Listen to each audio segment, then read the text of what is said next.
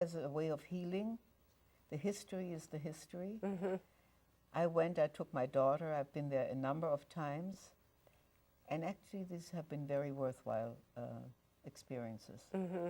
You shouldn't go if you are too embittered or too angry. Mm-hmm. These visits were planned by the German government, the cities. They invite people that used to live in Germany, and they invite them as guests. And you meet a lot of young people, many of whom study German Jewish history and are very much involved and very fair and certainly not anti-Semitic. When we went once, when I went with my daughter Judy, and I met some people, I was introduced, not only I, and somebody said, "This is the daughter of Dr. Abelson," and everybody went crazy because they were studying German Jewish doctors, and there was somebody that really, it was real. It wasn't just a story. It wasn't just a history. Yes, you really are. I tell you, we met young people, I tell you, whom they never let us meet, my age, because there was a worry that they may have been Nazis. Oh. And so I never, and I've been there a number of times, you never meet that age because you don't know where they were and what they did. I see. And we met one young man that Judy talked to. He said, "I can talk to my father, I can't talk to my grandmother," because she thought the only thing that was wrong about Hitler, he lost the war. Wow. Wow, it's all right. That's an incredible perspective. Well, we just touched it. Yes.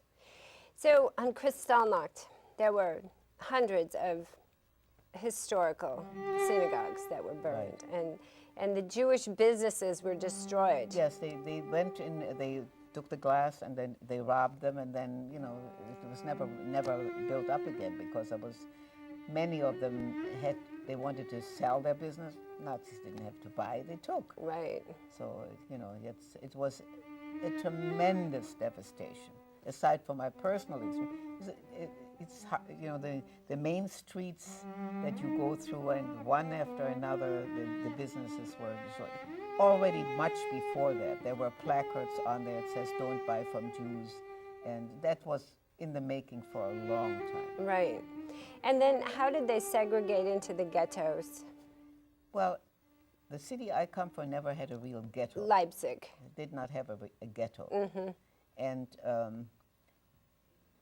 I don't know that Berlin had a ghetto. I'm not so familiar with it. I think that... Like Warsaw and some of the Polish cities. They established ghettos.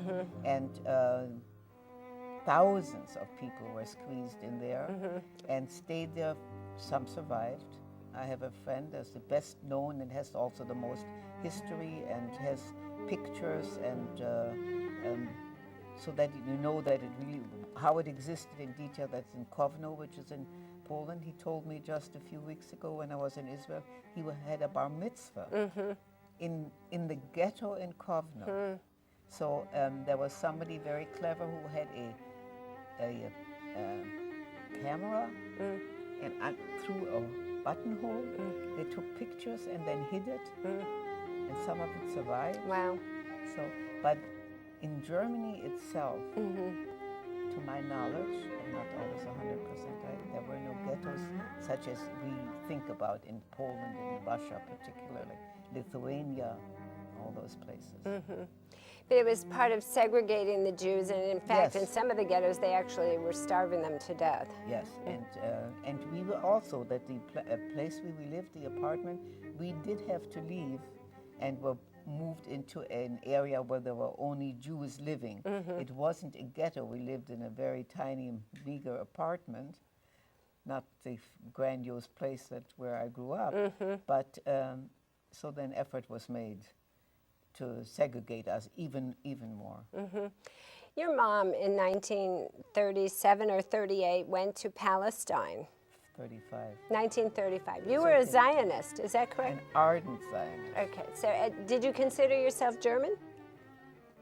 So. But you were definitely a Zionist. Yes, And my father was a great Zionist from the time that he was very young.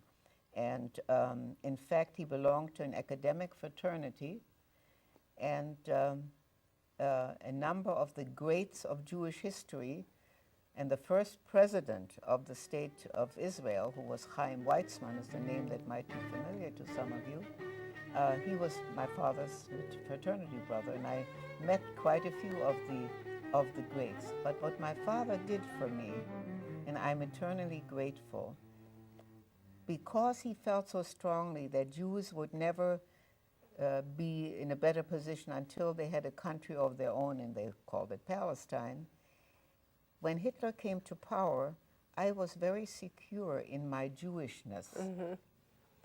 I didn't have the rude awakening of some of my friends who were Germans first, and incidentally, once a year maybe they went to the synagogue. I said, you called it in German citizens of Mosaic belief, because Mosaic is another word for Moses, of Jewish belief.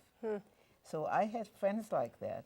They had a very rude awakening because all of a sudden they no longer belonged. I did not have that. So I'm grateful to him.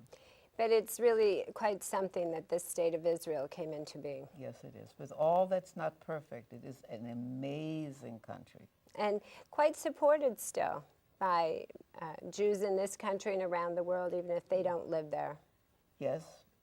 We never thought that every Jew would ever move to Israel, but the idea that you could if you wanted to is something that, as I said, I don't think I ever thought I would live to see that day. And do you remember that day? Oh yes, we were. Didn't you live in Chicago also? I did. You remember Soldiers Field? Yes. Well, there must have been, I don't know, 100,000. I don't know how many Jews there were when the state was proclaimed. Historically, what you may or may not know is that when you said in 1947 that the United Nations? Yeah, but it wasn't way before that. In 1917, Chaim Weizmann, that I just mentioned, was a chemist who had gone to school in Berlin, but he came from Russia. And he lived in England. And he had invented a process with coal, something with coal. And he sold that to the British government.